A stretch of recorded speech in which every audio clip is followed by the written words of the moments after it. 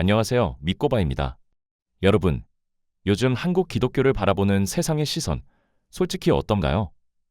참 뼈아픈 이야기지만, 이제는 비기독교인들이 오히려 기독교의 위기를 걱정해주는 시대가 됐습니다.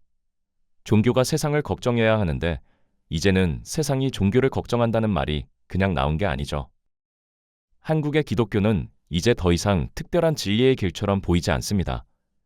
세상 사람들 눈에는 그저 수많은 종교 중 하나, 즉, 원 오브 댐이 되어버린 겁니다.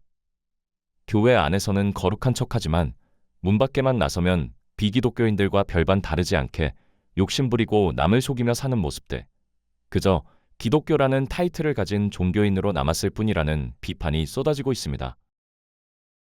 이 정도면 여러분도 눈치채셨을 겁니다. 오늘 믿고바의 주제는 바로 우리 안에 뿌리 깊게 박힌 기독교 종교에 관한 이야기입니다. 2600년 전 이스라엘의 역사부터 현재 한국 기독교까지 그 충격적인 평행 이론과 실태를 낱낱이 밝혀보겠습니다. 자, 준비되셨나요? 지금 바로 시작합니다. 본론으로 들어가기 전에 구약 성경 예레미야 7장을 먼저 꼭 읽어보시길 추천합니다. 그래야 오늘 이야기를 좀 더 잘 이해할 수 있거든요. 예레미야 7장 말씀은 선지자 예레미야가 백성들에게 전하는 하나님의 아주 강력하고도 처절한 경고를 담고 있습니다. 당시 이스라엘 백성들의 상태는 한마디로 엉망진창이었어요. 죄의 무게가 감당하기 힘들 정도로 엄청났습니다. 대체 이스라엘 민족은 어쩌다가 이 지경까지 오게 된 걸까요? 그들에게 성전은 대체 어떤 의미였길래 그런 삶을 살면서도 성전에 꾸역꾸역 모여 예배를 드렸던 걸까요?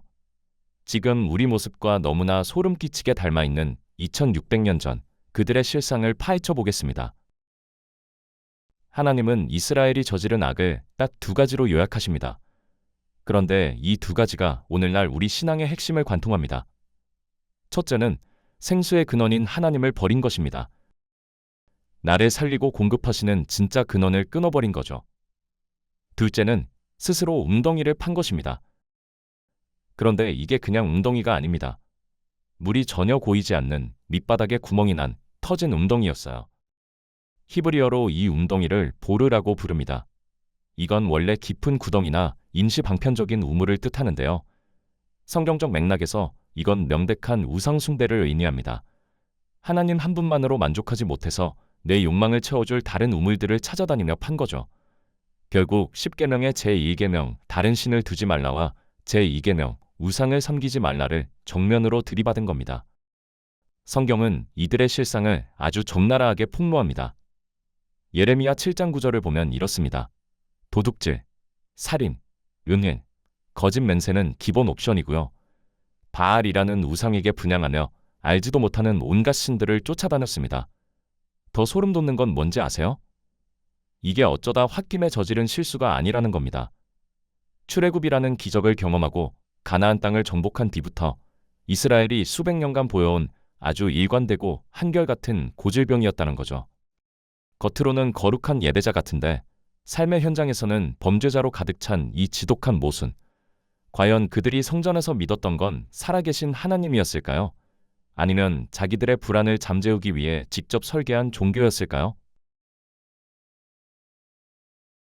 당시 사회 분위기를 보면 더 기가 막힙니다. 미가서 3장을 보면 종교 지도자들의 부패가 정점을 찍습니다. 지도자들은 뇌물을 받아야만 나라를 다스리고 제사장들은 돈을 줘야 율법을 가르칩니다. 심지어 예언자들조차 입에 돈을 넣어줘야 계시를 밝히는 지경이었죠.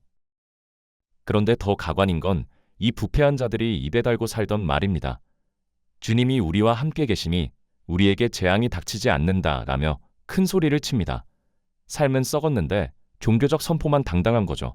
일종의 종교적 가스라이팅입니다. 이런 가짜 신앙 패턴은 놀랍게도 예수님이 오시기 전까지 수백 년 동안 이어집니다. 참다 못한 하나님은 예레미야를 성전 문 앞에 세우십니다. 그리고 예배하러 들어가는 사람들의 뒤통수에 대고 이렇게 외치라고 하셨죠. 너희의 모든 생활과 행실을 고쳐라. 그래야 내가 여기서 너희와 함께 살 것 아니냐. 그리고 하나님은 분명히 경고하십니다. 이것이 주님의 성전이다. 주님의 성전이다. 주님의 성전이다. 라고 반복하며 스스로를 속이는 거짓말을 절대 믿지 말라고요. 아모스 5장에서는 아예 정색하고 말씀하십니다. 너희가 벌이는 절기 행사들? 역겹다. 성회로 모여도 난 하나도 기쁘지 않다. 이스라엘은 이 눈물 섞인 경고를 들었을까요? 아니요. 아주 시원하게 개무시했습니다. 결국 하나님은 단호한 결단을 내리십니다.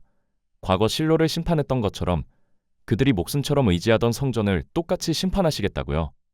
결국 바빌로니아의 군대가 들이닥쳐 주님의 성전과 예루살렘의 모든 건물을 불태워버렸습니다.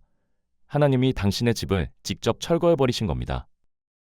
이후 성전과 성벽을 다시 짓기도 했지만 이스라엘은 금세 과거의 구태의연한 모습으로 복귀합니다. 결국 예수님이 이 땅에 오셨을 때 보신 광경도 똑같았습니다. 거룩해야 할 성전이 장사꾼들의 소굴이 된 걸 보시고 예수님은 채찍을 들어 상을 뒤엎으며 격노하셨습니다.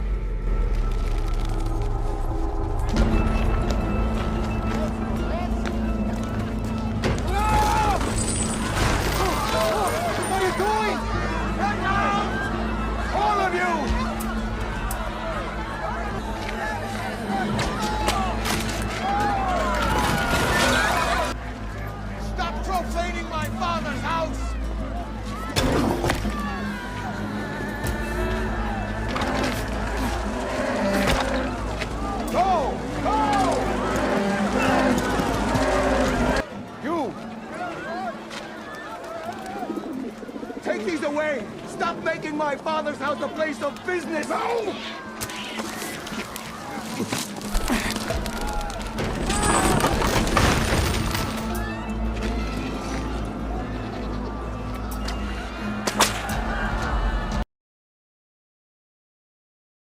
자, 이제 진짜 중요한 질문을 우리 자신에게 던져봅시다. 만약 오늘 예수님이 여러분이 다니는 교회에 오신다면 어떨까요? 아마 2000년 전처럼 다시 한번 교회를 뒤엎으며 격노하실지도 모릅니다. 이제 예수님을 믿는 우리들은 정말 달라져야 합니다.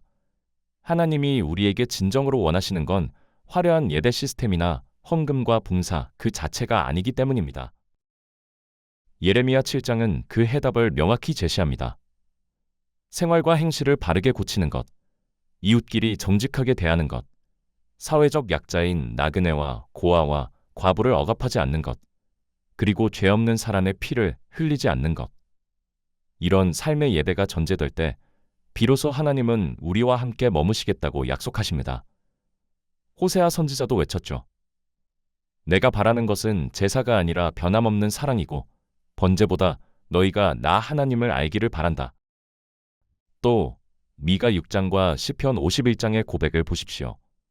하나님이 기뻐하시는 제물은 번제가 아니라 찢겨진 심령입니다.